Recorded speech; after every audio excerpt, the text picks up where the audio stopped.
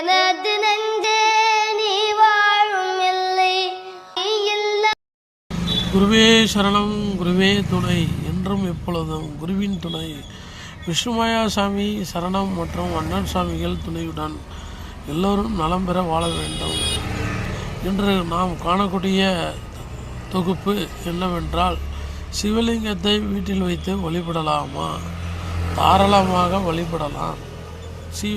சிவலிங்கம் வீட்டில் இருப்பதால் சகலவிதமான தோஷங்களும் கிரக தோஷங்களும் நிவர்த்தியாகும். சிவலிங்கத்தை பல ரூபமாக நாம் காணலாம். ஒன்று பானலிங்கம், நர்மதலிங்கம், இது இயற்கையில் கிடைக்கிறது.